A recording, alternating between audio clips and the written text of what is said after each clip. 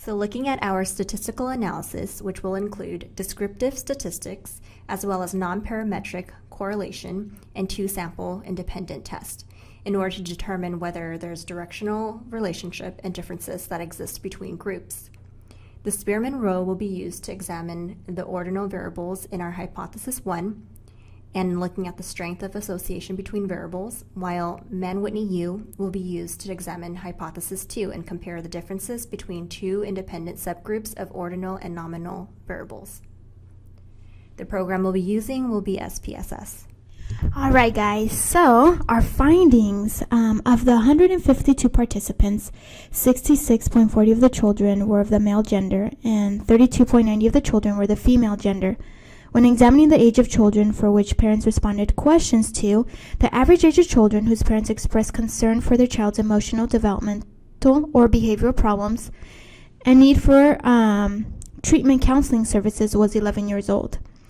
In regards to gender, the majority of the parents, 71.10%, identified their child's race as white.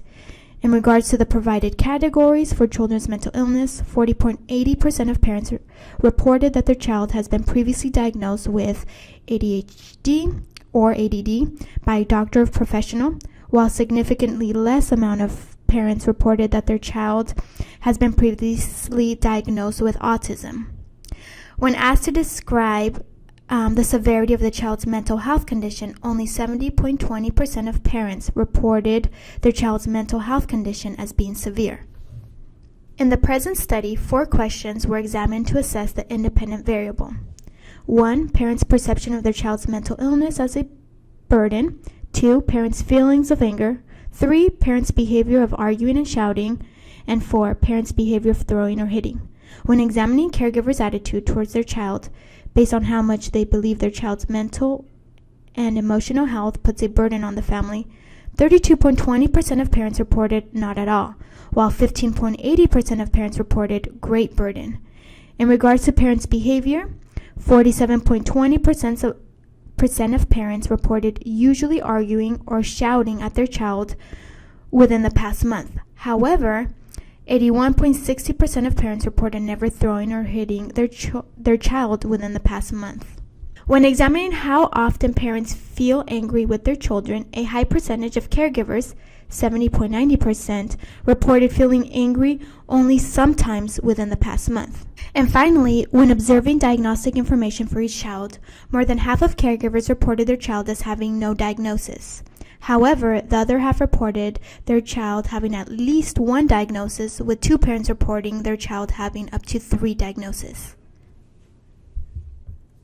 Now looking at our main findings and results. Looking at Table 1 to your top left, you can see from our correlation table that there is a positive association between how parents perceive severity with that of the reported burden of their child's mental health condition. For example, the more severe parents perceive their child's mental health condition, the more burden parents feel over the child's mental health. In addition, there was also significance in the relationship between how often parents felt emotionally, verbally, and physically aggressive. For example, the more often parents felt angry, the more likely they would become verbally and physically aggressive. However, when examining whether parental perception of severity in child's mental health condition are associated with aggressive feelings and behaviors such as arguing, being angry, hitting or throwing, there was no significance found between the correlations.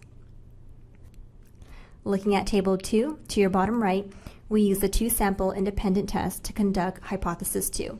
In examining whether there was a significant difference in parents who reported having a child diagnosed with one or more of the following disorders, ADHD, depression or anxiety, or autism, our finding indicated no significant difference in terms of parental aggression due to the quantity of mental health diagnosis, and therefore Hypothesis 2 failed to reject the null hypothesis.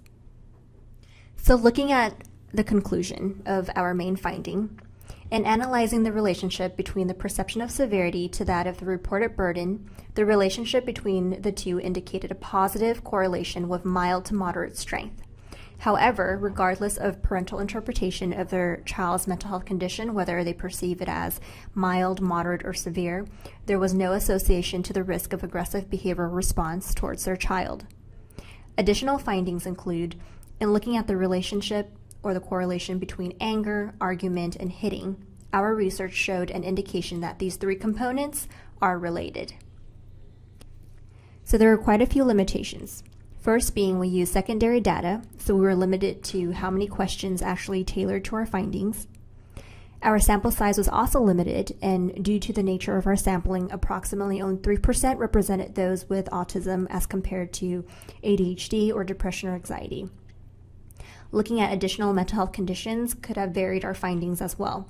However, in this research, only 3 specific disorders were studied. Another major factor included the unknown criteria used to defining the degree of severity or the degree of burden, as this can be interpreted significantly different among different cultures, such that different cultures are more resilient to stress than others. Again, our questions were predetermined and we couldn't acquire additional information from subjects. Lastly, our research included parents of all types, biological, step, adoptive, foster parents, in which their duration of caretaking or strength in relationships were both unknown and definitely can vary the results of our finding.